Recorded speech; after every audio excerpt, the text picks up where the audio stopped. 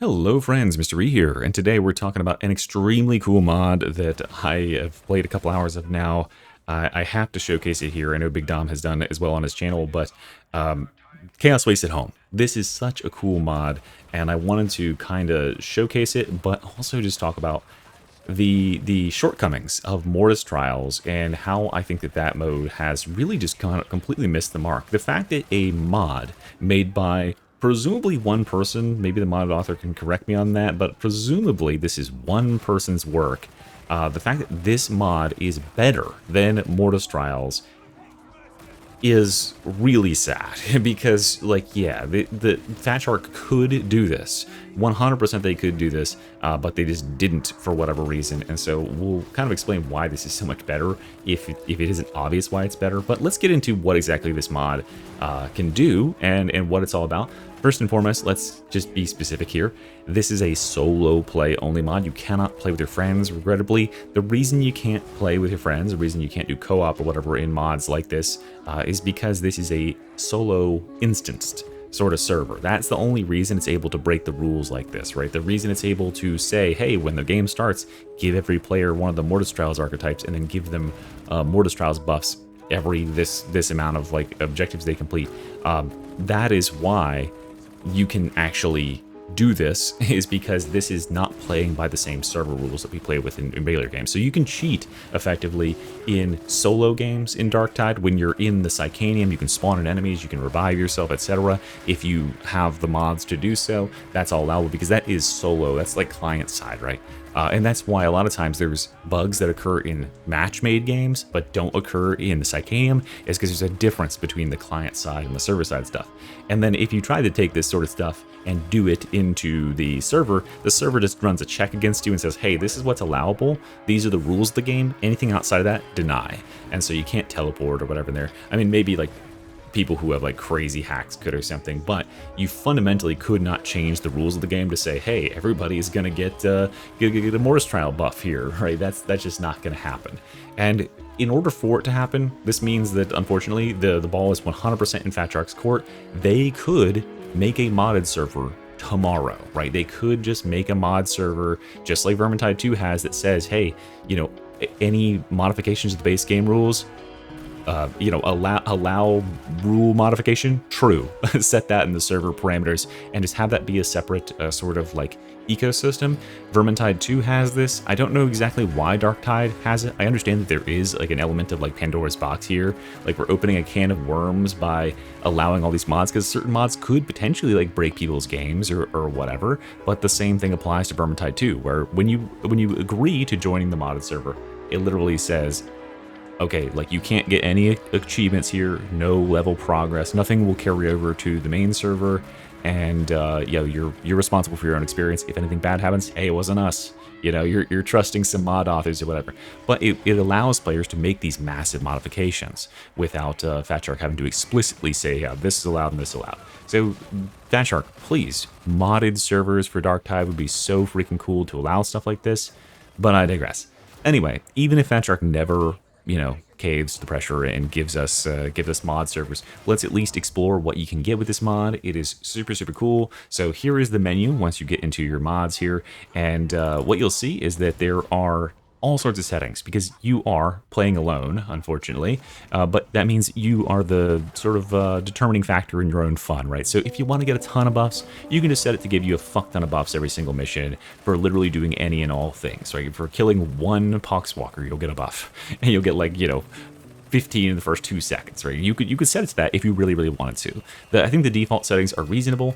It's set to mostly trigger on mission objectives, which has its ups and downs. Like, obviously, for instance, in the map I'm playing here, which is Clandestine Gloriana, the mission objective of activating the tram, of opening the resetting all those breakers at the mid event after you finish the first like death-defying slope, and activating all that, that gives you a reward buff. But also, every single breaker, like the breaker resets, because those are classed as objectives for the game, because it has a little waypoint to go here and do this, that also gives you a buff. So it's a little bit broken. There's certain maps that give a ton of objectives and therefore give a ton of buffs by default right up front, and certain ones that you'll be playing for like 10 minutes and you'll just have the sharding buff. So it's a little bit lopsided like that, but you could of course just turn this off and then play with, you could play with it triggering based on kills. You could play with it triggering based on elapsed time.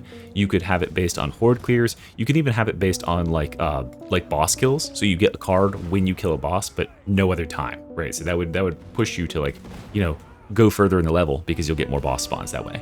But yeah, so there's all sorts of settings like that, and it's up to you to determine like, and of course that is all capped by how many mission or buffs you'll get per mission. And you can chain missions back to back in this. You can complete one mission, and let me show you here in the last tab, which is the most powerful one.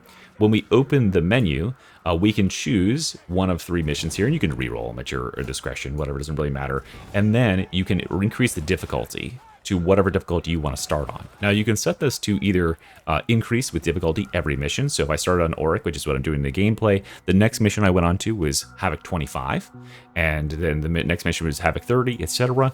Or you can set it to stay on the same difficulty the whole time. Probably not advisable because it gets pretty easy when you start getting these buffs. And then you can begin the run. Now one thing I would love to see here, mod author, is if we could give details on what these are, because I am not, even myself, I have no fucking idea what these stupid Maelstrom modifiers mean, other than like 2 of them. So that would be really good if we could get that, expanded there. But then, this is a really powerful menu here, the rollable buffs menu. You can choose which buffs will and won't show up. And this is where you can tailor and say, hey, you know what? I just want to get a run going with this buff and this buff, which is what I did in my footage. I was like, hey, I just want to see like how stupid this would be with the Shredder Pistol if we can go infinite ammo plus exploding crits. Yeah, it turns out pretty stupid, and it was very fun, very powerful.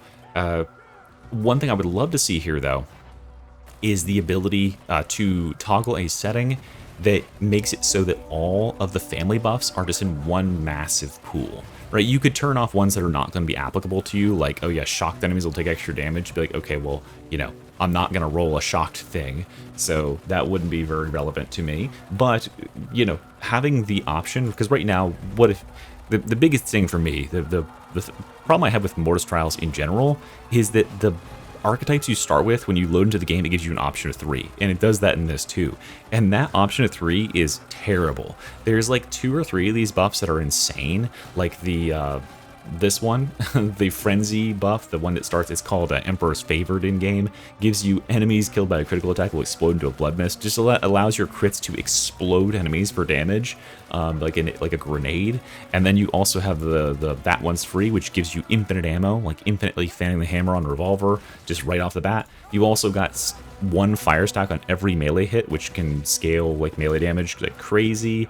But then you have garbage, like straight up garbage, like, oh yeah, sprinting staggers enemies. And these are paired with really bad stuff, like remove movement speed penalty from charging melee attacks, become interruptible while charging melee attack, gain stun immunity and stuff. Versus, if I took the one with the critical hit, there's a buff that just gives you 25% all damage. There's a buff that gives you 30% range crit chance. What the fuck? Like, these are incredibly powerful as compared to those other archetypes, and you're stuck within your archetype. You're stuck getting the family buffs from that if you pick that archetype at the start. So what I'd love to see, and I know this is possible, is to just have one option to make them all one big bucket. So that way you could start with, for instance, that one's free. You get no ammo consumption on crit hits, or you can, and then from there, maybe some of the family buffs you would get would be 1 fire stack to enemies you hit in melee, or 2 stacks of burn on ranged hit, or maybe you'd also get 5% chance to shock enemy on ranged hit, so you'd be shocking and doing fire and getting free ammo on crits. That'd be pretty cool. Then there's one other feature down here, and this is the reason I know that's possible. There are custom buffs that are enabled for this mode, and you can actually create your own, as I understand, through the Lua file that's included with the mod. I don't exactly know how to do this yet, but I might try it out. You can just make mods or make buffs that will drop in the game. And so one that I'm using the footage is this one. This is not in the default Mortis Trials. It's a user created one, or a mod author created one. Multi-shot, range weapons fire out 5 shots at once, fanned out horizontally for the same ammunition. So 1 bullet turns into 5 that are fired horizontally. This applies to rocket launcher, of course. Pretty fun. Yeah. Awesome. Super fun. Of course, it's solo play, so that's stupid. That would be crazy OP in like a regular game, if you're playing with friends, but it's solo, so, you take every inch you can get. And the ability to create your own rules is really, really cool. And so I would love to see some like, I've done a good bit of work here. You see, like, catering my own list, but I'd love to see a way that I could meld all these together and have it so that I'm pulling from the whole pool, because I'd like to get more variety in there without having to choose that same archetype every single time. Anyway, that's what I have to say about the system, and it's really fun. It is really fun. Let's just kind of get into, I don't know, I'll put the gameplay back up here. Let's get into why this just kind of like is so much better than Mortis Trials. First and foremost, let's talk about the problems of Mortis Trials. This is something I was working on the side, you know, kind of like a Mortis Trials teardown of like, okay, you know, this system, the Mortis Trials system, I think a lot of players agree. Between Mortis Trials and Expeditions, one of those has potential as a game mode. One of them actually still has players who are like, oh, that mode is actually kind of fun occasionally. And that's Mortis Trials, right? There is potential there, but it's got flaws. Now, one of the flaws that I've already mentioned is that the archetypes are super lopsided, so you'll just join the game, you're like, wow, I got the dog shit archetypes, I guess I'm not gonna have any fun this game. And then, yeah, that's one big problem. But the other really, really big problem is just the nature of the Mortis Trials, like, arenas and the way this game mode is configured. Why are we going with this defense wave style thing versus just the adventure mode? I don't know. I genuinely don't know. It is a really bad fit, and it really is executed poorly, because what you end up doing is you end up waiting around for the wave to start. Then the enemies come out of the same places. They come out of the very clearly telegraphed gates every single time. It doesn't have like the natural feel of the spawning like enemies do in normal games, where they're coming from all, who knows where the direction they're going to come from is generally. They're always going to come from these big glowing spawn points, and you are waiting for them to come out in waves. And then finally, you know, if the tempo wasn't already fucked up enough by standing around and waiting and staring at a door, at the end of the round, the enemies stop spawning, but there's still enemies who have like kind of wandered off and hidden in a corner of the map. So if the tempo wasn't fucking killed to death already enough, you now have to walk around the map to the farthest corner and you know, get these last three enemies that have decided to hide instead of actually engaging you. And then the round ends, and then you have a 15-second wait or whatever it is before the next round starts, and then it very slowly starts up. And so yeah, there's a ton of downtime in an already not very action-packed mode. And the other thing that really kills this mode is how uneven the spawns can be. It kind of boggles my mind that there wasn't like a default expectation for spawns. I think that there's maybe something broken with the amount of currency that the game has to spend per wave. So it tends to think that like trappers are 1/2 the value of a boss, right? So it has like let's say it has like $100 to spend on enemies to spawn in a wave, in like wave 6. Well, it can spawn 6 bosses. We've all played a Mortis Trials game where in wave 6 it's like, oh shit, 6 bosses, what the fuck? And if you have a really cool build, you get to explode stuff and it feels awesome. Or you can get stomped, right? Or it could be like 15 trappers. And obviously 15 trappers usually just falls over dead. And even if it did kill you, it's a really dumb fucking way to die. Like, it's super lame to just fight bursters and trappers. People want to fight bosses. They want to fight big packs of like dangerous elites like crushers and bosses. That's what they want. But the game, sometimes you'll literally get like the most busted build you've ever seen in your goddamn life. You're like, holy shit, I'm gonna give me a set of bosses. I'll evaporate them with this shit. I'm so stacked right now. And then the game will proceed to spawn one boss in wave 4, and then not spawn another single boss the entire game long. The last wave, wave 12, will spawn a single demon host, and you'll be like, okay, now we're done. That's it. You'll literally do nothing the entire game except for kill flamers and mutants, and that's it. So yeah, it's super uneven in the experience you get, and a lot of times, like, you can feel like you're just standing around, and there's like almost nothing interesting to actually fight.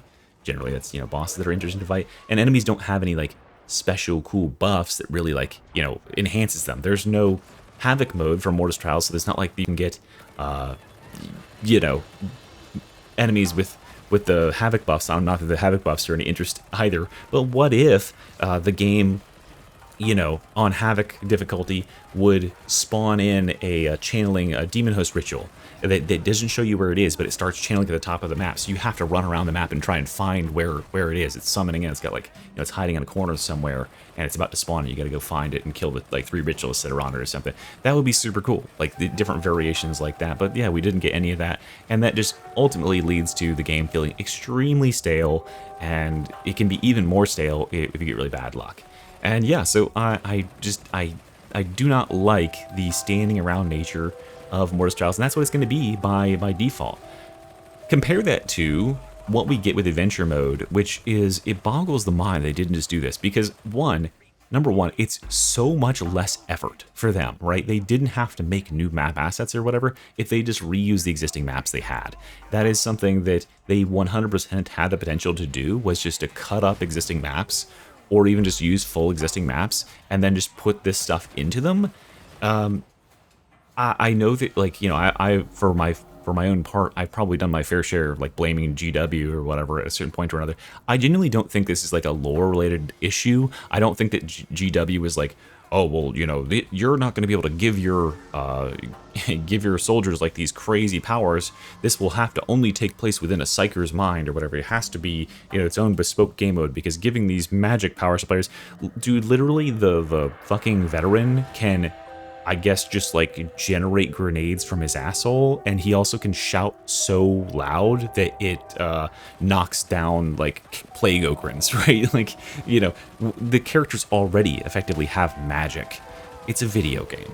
GW, yes, they are fucking assholes, and they're completely sticklers about like, oh, the accuracy of this model must match the tabletop so we can sell plastic or whatever. But they don't give a fuck about like, oh yeah, the you know, the magic element of this character is going too far for what would be relevant to the, like, that's more of a like a player excuse for that sort of stuff. So yeah, obviously they could just have it be, and also like they could just have said, oh yeah, it's a like Sephany is like causing this, but just use the regular maps, right? It's first of all, it's supposed to be within our character's minds, or it's within her mind, right? But she would have the knowledge of the maps we went through. So, and you can let me know, maybe I'm crazy here, but how hard would it be to take the maps and then, you know, like the Sephany, like when you're in Mortis Trials, there's like those glowing runes and stuff. I have to imagine those are an overlay texture that goes on existing textures in the game. Is there not just like an algorithm or something they could run to have those be distributed on like areas on the walls and stuff in the map, and then put there's like a filter. There's a different shade filter when you're in Mortis Trials versus in the regular. It's like when you're in the Matrix versus not, except for like in regular Darktide, it's the green ass Matrix filter. But there's like a blue filter when in Mortis Trials. Just apply that to the regular map, it would feel very different. This is what Chaos Waste does, right? By the way, it reuses elements of existing maps, mixes them all up, adds some ethereal, like, ooh, it's chaotic magic sort of, you know, particle effects, and there you go, right? Certainly a lot of Chaos Waste was bespoke as well, but those assets came from somewhere, right? The ramps and stuff, and you'll stumble upon tile sets that you 100% recognize from time to time, and that's something that Fatshark is very comfortable with doing, because a lot of their maps are compiled like that. So it just boggles the mind that they didn't go with that, because one thing that I just found myself being so dumbfounded by when I was playing through Chaos Waste at home was how much better this works than Mortis Trials, just by the mere fact that this is a game mode that I am used to playing, right? It's, first of all, it's a winning recipe. Adventure mode maps are just the best way to play Darktide. Everyone has always agreed on that. No imitation is accepted, and the same thing was true of Vermintide 2 as well. Like, the adventure mode was the way to play, and no one's playing like the Last Stand or whatever that fucking like holdout map was called. And that's why Chaos Waste did adventure style play, where you actually progress the level, etc. The fact that it's already a winning recipe means just integrating Mortis Trials into it is such a no-brainer as a concept. And also, players play on these maps and they get their ass kicked. They know what to expect from the enemies. They know the challenge of advancing through, Clandestine Gloriana and fighting down that downhill slope thing. And so they have a set expectation in their brain of like, oh yeah, this is like the you know, the power level that I'm normally at when I'm clearing it, and like, you know what a good run feels like versus when you're getting shit kicked in, and now you have something to compare it against when you get a really poppin' build and you're in this certain zone you've played dozens of times as a regular power character, but you have superpowers and you just get to fucking annihilate everything. It feels amazing to go into a hallway where I've fought through these hallways before and been like, oh geez, this is a fucking slog. You know, this is a tight little hallway where the bombers and stuff, and I'm just like like blowing everything up. It feels awesome to be using that in a space where I've been challenged before, and now I am the aggressor because I have the crazy ass magic powers. That is so cool. Versus how it is in Mortis Trials, where this is like it's like a sandbox playground. I'm assuming that I always have this, right? You know, I'm always a broken fucking character in Mortis Trials, and there's nothing ever in here that challenges me. Yeah, it's so dumb, like that difference. It feels like nothing to get super powered in Mortis Trials, because like, okay, like, you know, this is just where you get superpowers, but in the default game with the framework of adventure mode behind it, because you're still progressing towards the same objectives, etc., but now you have a different set of powers to do it with. It feels like your character, your character that you're used to playing with, just caught a massive buff. Like you get that feeling where it's like they just reworked your entire character and they gave it some new tools to play with, right?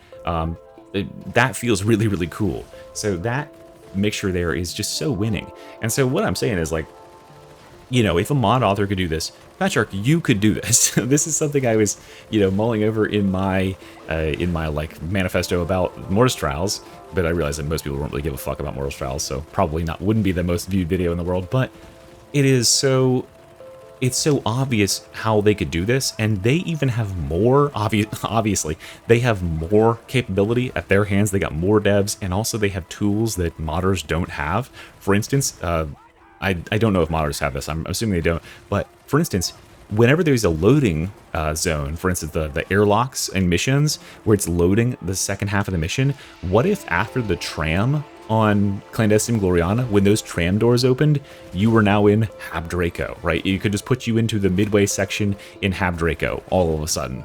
Bada boom, like that is a capability because it's loading that asset. Fatshark could just drop another asset in there and say, load this part of the level instead. I have to imagine it's something that they could do that the modders probably can't. You know, they have the potential to make this such a cool thing, and it would also be so much easier than creating these whole ass bespoke mini enclosed maps with stuff. It's not like Stephanie has any like real special voice lines or anything that are triggering. She just says the same like 12 things over and over. And I understand maybe there was an element of like, you know, we want to keep the scope constrained here. We don't want to make this a sprawling project because it's going to be kind of a small side game. Let's just make a couple of like isolated maps for it. But like, you made those maps. Like, why did you invest time in making those maps rather than just, you know, invest time in making maps that people can play in adventure and then incorporating an alternate rule set with the adventure mode maps, so that we got like the best of both worlds? It feels kind of crazy to me that I mean, this brings me like full circle to the expedition thing. It's like we could have had more maps and then a different rule set that kind of like, you know, we could do expeditions light within maps rather than having it be in this free roam area with this crazy rule set. We don't even, we're being too adventurous. We're saying, oh, you know, well, we know this Darktide adventure mode normal maps work, but what if we just did wave defense in a 10 by 10 foot fucking square and you had to wait 40 minutes to kill like 15 enemies? What if that was different? And then of course, like, because it's not tweaked right, you have no idea how to tweak the difficulty of that compared to regular games where you already know how powerful players are. That's a game mode that everyone's very accustomed to, and as far as balancing, etc. Yeah, it's kind of fucked. The other thing, one more, this is the last thing I'll say, I'm gonna rant here before I wrap it up. The other thing that I really, really would want this mode for is because it can, because it makes you super powered, right?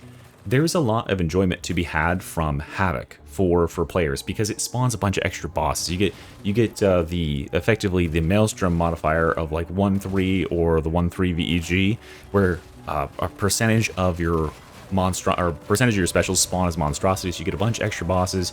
You get captains with their shields and stuff spawning. You get the twins ambushes, and plus, some certain modifiers are pretty cool in there. Havoc has a lot to enjoy, and I think this would be a great way to scaffold players into seeing what that's like. Even if they can never get there in regular gameplay, they could play. For instance, when I played, Chaos Waste in Vermintide 2, in regular Vermintide 2, I didn't really enjoy playing Cataclysm, because Cataclysm was pretty fucking brutal, and enemies had a fuck ton of HP, and it was kind of a slog, to be honest with you. But I would play Cataclysm in Mortis Trials, or in Chaos Waste, because you got that power scaling, and it's like, okay, I need something extra to kind of sink my teeth into. I need a little bit of extra cushion for the pushing, something bigger to stab for me to be entertained here. It would be a good way to utilize some Havoc assets to get more players interested in the scaling up the difficulty, to say like, hey, yeah, you can play this mode over here where you get these silly buffs that'll make you more powerful, and then maybe you'll get a hang of what Havoc can do as a result, and then you'll try to attempt it like, real style, without the extra buffs, and that could be really fun. Anyway, I digress. I just think this system has so much promise. Go check it out if you can. Yeah, cool. I hope the mod author continues to work on it. I hope they implement some of the ideas that myself and other people in the community have. That's all I gotta say. Okay, guys. Thank you very much for watching. I'll see you next time. Mystery out of here. Bye-bye.